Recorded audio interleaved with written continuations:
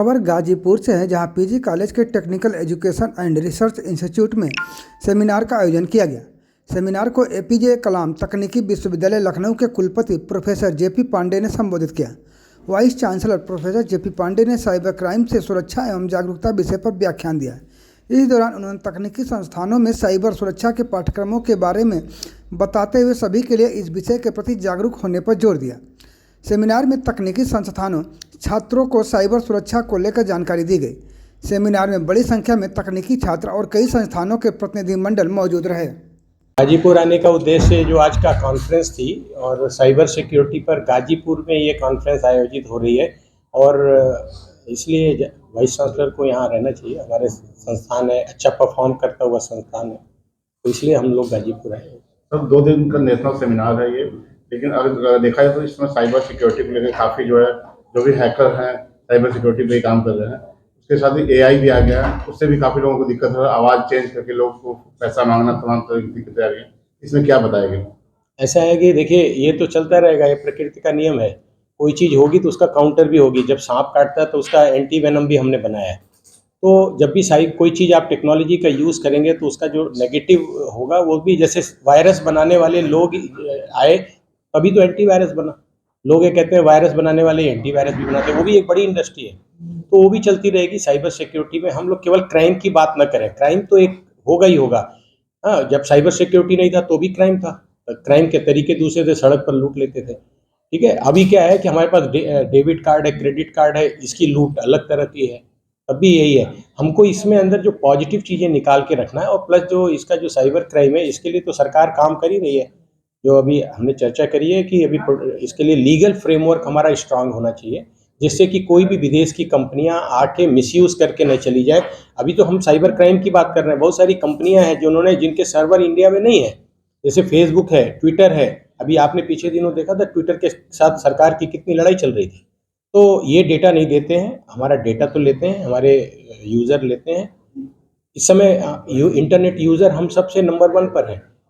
Apple ने सबसे ज़्यादा प्रॉफिट अर्न किया, किस लिए अर्न किया? सबसे ज़्यादा फेसबुक पे इंडियंस, सबसे ज़्यादा ट्विटर पर इंडियंस, आपका व्हाट्सएप पे इंडियंस।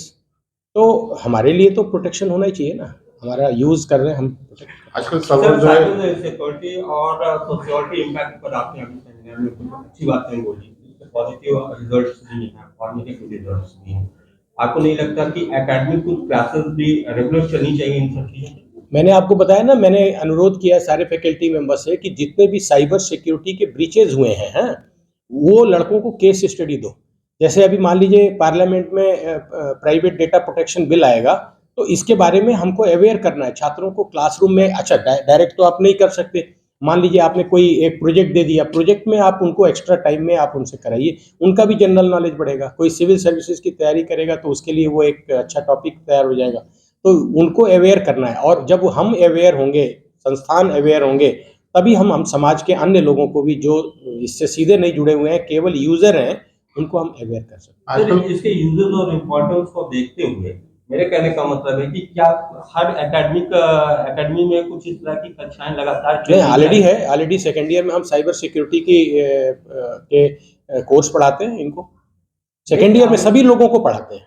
सर, इसके मिसयूजेस को लेकर अवेयरनेस के लिए भी क्लासेस चलनी चाहिए। नहीं, ये इसके लिए देखिए क्या है कि हम लोगों को, वो तो बताया ना आपको, जब अवेयरनेस हमको होगी तो हम, अच्छा अवेयरनेस कैसे होगी? हमको जब तक पढ़ाया नहीं जाएगा, जब तक हम ट्रेन नहीं होंगे, तभी तो हम लोग बता सकते हैं।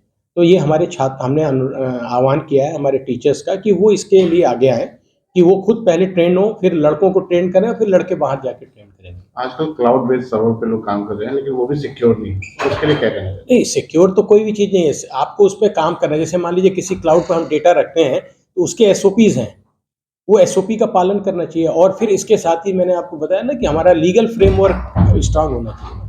मान लीजिए किसी ने गलती की तो उसको सजा देने के लिए हम भटकते न रहें।